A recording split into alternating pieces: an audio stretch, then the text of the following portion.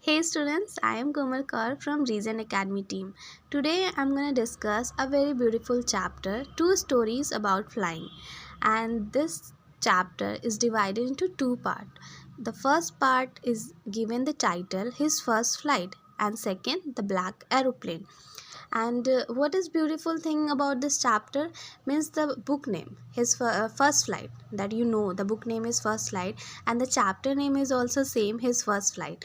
So we can read it out and we'll get to know what is in the story and why it is special. So here we're gonna read it out. First we need to know about the writer and detail of something chapter brief में कुछ अगर हमें पता हो तो will read it out with more excitement, है ना. तो who is the writer, first we get to know about that Liam O'Flaherty. ठीक है, that is the writer of this chapter and what he has written. First we need to know about it. And यहाँ पे एक seagull है and he was afraid to take his first flight. Means you can imagine yourself there. हम लोग को कभी भी कुछ भी अगर फर्स्ट स्टेप लेना होता है, we just get scare. Actually we just think about the consequences, what is gonna be happen, and is it good for us or not. So we just scared, and that fear of our will not let us do what really good for us. Means अगर एक छोटा बच्चा step नहीं आगे लेगा चलने के लिए तो वो सोचेगा कि अगर हम चलेंगे तो हम गिर जाएंगे एंड आई हर्ट, तो क्या वो बच्चा कभी चल पाएगा? नहीं. Just like now you can imagine yourself there that you are going to attempt the 10th board. Okay, and board is literally kind of fear, and you can say that everybody says to you that you have to do good in your board is everything, you have to keep your force on board. So that makes some scary moment in you and you just feel scared to attempt that board exam. So you can imagine yourself there, and while reading the chapter, that little seagull is you and he is trying to take his first step and still scared, but his mother just help him out to just take the step. तो बोलते हैं ना, mother is a kind of a personality who always help us. While अगर बोला जाए कि वो हमें डांट के अगर साथ देती है या फिर हमें प्यार से साथ देती है, पर वो हमारा साथ देती है. So now let's go to the chapter. I'm gonna read it out and I hope you'll understand that chapter well. So before that I'm gonna read out that before you read वाला section जो है, what is given in there. Since the early times, humans have dreamt of conquering the skies. Here are two stories about flying. A young seagull is afraid to fly. How does he conquer his fear? And second one, a pilot is lost in a storm clouds. Does he arrive safe? Who helps him? So before reading the chapter, there is written before you read. Why it is given there? Because while reading that section, you will get to know what is मतलब एक होता है ना, partially आपको पता चल जाए what is in the chapter. And अगर आपको थोड़ा बहुत पता चल जाए व्हाट इज़ इन चैप्टर, तो you will start to create the interest in that chapter. So that's why it is given over there. Now I'm going to read that text to you.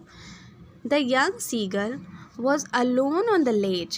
His two brothers and his sister had already flown away the day before. He had been afraid to fly with them. Somehow, when he had taken a little run forward to the brink of the ledge and attempted to flap his wings, he became afraid. So, what is given here?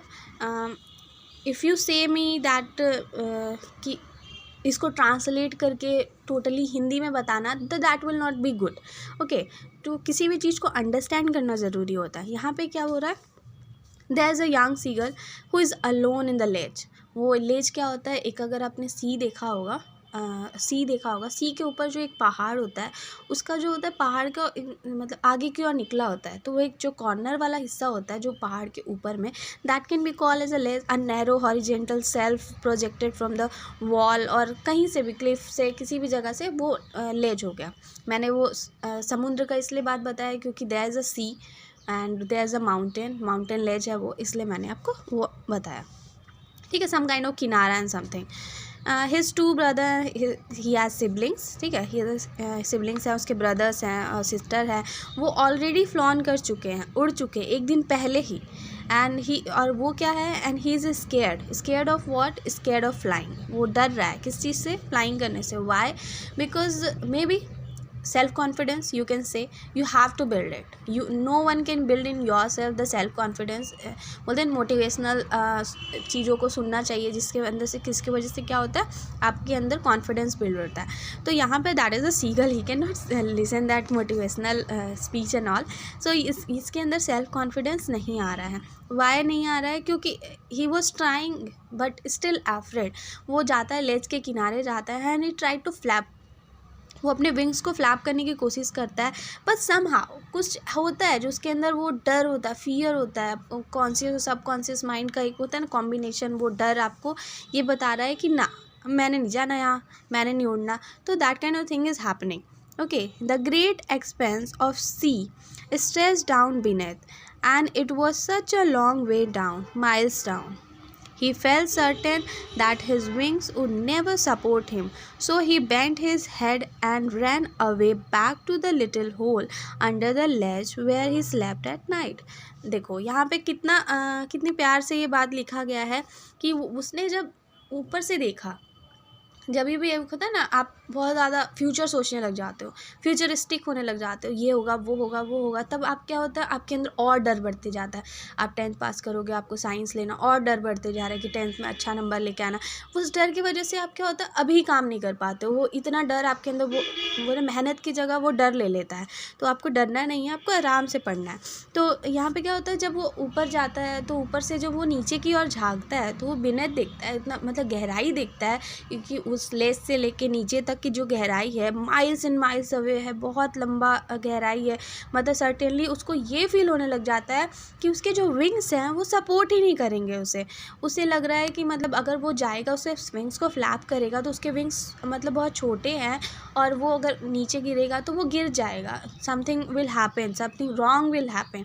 होता है ना कि हम कभी अपने पे विश्वास ही नहीं कर पाते, तो चीज़ें हमारे लिए बनी है पर स्टिल हम लोग के अंदर वो कॉन्फिडेंस ही नहीं होता कि हम लोग वो डिसीजन ले सके। That is happening with the little seagull. Oh poor little seagull. So he bent, वो अपना क्या करता है, हेड को बेंड करता है एंड वापस वहीं भाग जाता है जहाँ वो कल रात में, मतलब पिछली रात में सोया था। मतलब यू कैन से उनका जो नेस्ट है वो वापस वहीं पे नेस्ट में वो घोंसला वोसला बना होगा and something there he just went back, वापस चला गया। Even when each of his brothers and his little sister, whose wings were far shorter than his own, ran to bring, flapped their wings and flew away, he failed to muster up courage to take his plunge, which appeared to him so desperate. His father and mother had come around, calling to him surely, upbraiding, threatening to let him starve on the ledge unless he flew away, but for the life of him he could not move. So look at here what is given over there. तो जब बोलते हैं ना, आप उनका जो छोटा भाई बहन था, वो जो सीगल थे, उनके छोटे जो भाई बहन थे और उनके विंग्स उससे फार छोटे थे। छोटे भाई बहन होंगे तो कम विंग्स होंगे, उसके छोटे विंग्स होंगे, तो वो उड़ चुके थे। They have flew away, they were just मतलब flying on the over the sky and all, but he could not just, बोला ना, courage को इकट्ठा एक्यूमुलेट ही नहीं कर पा रहा वो अपने courage को कि वो क्या करे, फ्लाई करे। उसके मम्मी पापा उसको बहुत ज़्यादा मतलब डांट रहे हैं, डरा रहे हैं, उसको डरपोक बोल रहे हैं, उसके ऊपर चीख रहे हैं कि तुम क्या करो, स्कोल्ड कर रहे हैं उसे कि तुम उड़ो, अगर तुम नहीं उड़ोगे तो हम तुम्हें खाना नहीं देंगे, तुम भूखे रहोगे वहाँ पर।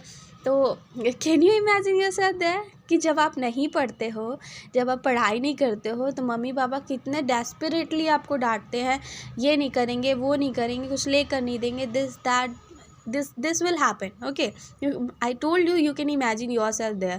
तो मम्मी पापा हमारे बुरा नहीं चाहते, कभी नहीं चाहते, पर वो हमें डराते हैं। क्यों डराते हैं? ताकि हम अपने लिए कुछ अच्छा करें। वो हम अपने लिए कुछ नहीं बोलते, वो हमारे लिए ही बोलते हैं। That is happening. तो ही फ्ल्यू अवे, तो वो सोचता है कि वो उड़े, उसके पेरेंट्स भी चाहते हैं वो उड़े, उसके छोटे भाई बहन भी उड़ रहे हैं क्योंकि उड़ना ही उसका काम है। स्टिल वो डर रहा है, उड़ने से डर रहा है, जो उसका काम है उससे डर है, क्योंकि वो अवेयर ही नहीं है कि उसके अंदर इतनी ताकत है। हम लोग के अंदर बहुत सारी ताकत होती है पर उस एनर्जी को हम लोग पहचान ही नहीं पाते।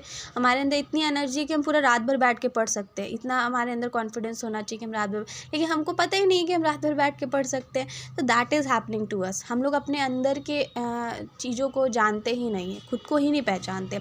तो वो अपनी लाइफ बचाने के लिए वो बोल रहा है कि मैं भूखा रह जाऊँगा पर मैंने उड़ना नहीं है। तो that is happening to that little seagull. That was 24 hours ago. Since then, nobody had come near him. The day before, all day long, he had watched his parents flying about with his brothers and sister, perfecting them in the art of flight, teaching them how to scheme and web and how to dive for fish. He had, in fact, seen his older brother catch his first hearing and devour it, standing on a rock while his parents circle around, raising a proud cackle. And all the morning, the whole family had walked about on the big plateau midway down the opposite cliff, taunting him with his cowardice. तो what is happening now poor little seagull. 24 hour हो चुके हैं, no one has come near to him. क्यों लोग उसके करीब नहीं आ रहे? Because everybody want him to fly and he is not flying. So that's why people are not coming near to him, not giving him food, nothing. कि वो क्या हो, डेस्परेट हो, वो उसको लगे कि नीड है उड़ने का तो उसे उड़ना पड़े.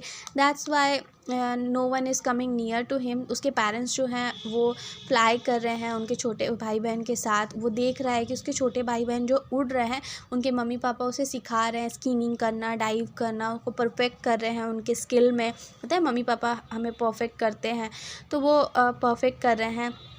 इवन उसने ये भी देखा कि उसका जो छोटा भाई है उसने एक तरह की फ़िश जो है, फ़िश को पकड़ा और उसे उसने खाया. वो सब वो चीज़ें देख रहा है. सभी लोग नीचे बैठे हुए हैं, वो ऊपर स्काई में है. वो लोग सारे फैमिली जो है उड़ रहे हैं और वो बैठा हुआ है. उसके पेरेंट्स जो है कैकल कर रहे हैं उसके भाई बहन के लिए और उसको कोई नहीं पूछ रहा, सब इग्नोर कर रहे हैं. कितना बुरा लग रहा होगा उसको. तो समटाइम एक नेगलेक्ट चाइल्ड होता है जो बहुत ज़्यादा बदमाश होता है, पढ़ाई नहीं करता, तो उससे नेगलेक्ट किया जाता है. क्यों नेगलेक्ट किया जाता है और बाकी को क्यों सपोर्ट किया जाता है? क्योंकि वो सपोर्ट देख के उस बच्चे को भी लगे कि हमें भी वो सपोर्ट चाहिए तो वो बच्चा भी काम करे. तो ये पेरेंट्स के ट्रिक होते हैं कि बच्चे को सही रास्ते पे लाने के लिए. तो वो फैमिली क्या है, इंजॉय कर रही है, उसे सिखा रही है अपने बच्चों को. और सब लोग बैठ के उसके टॉन्ट कर रहे हैं, उसके कावर्ड बोल रहे हैं, उसे डरपोक बोल रहे हैं और कोई उसे खाना नहीं दे रहा और टॉन्ट कर रहा है. So that is happening with the little Seeger. And वो ऊपर लेज में बैठा हुआ और उन सभी को देख रहा है. The sun was now ascending the sky, blazing on his ledge and that faced the south. He felt the heat because he had not eaten since the previous nightfall. और तो the sun was ascending, the धीरे धीरे जो अंधेरा हो रहा है और ब्लेजिंग ऑन हिज लेज, और उसके लेज के पास. तो वो सन का डायरेक्शन बता रहा है कि वो साउथ को फेस कर रहा है एंड ऑल. और उसे हीट लग रही है क्योंकि जब होता है ना सूरज डूबते रहता है तो वो लेज तरफ, साउथ की तरफ उसका जो लेज है उसी की तरफ ज़्यादा वो रोशनी है, तो उससे क्या हीट फील हो रहा है. और उसने प्रीवियस नाइट से कुछ नहीं खाया क्योंकि 24 आवर्स से उसके पास कोई नहीं आया, तो किसी ने उसे खाना भी नहीं दिया, तो उसने कुछ भी नहीं खाया.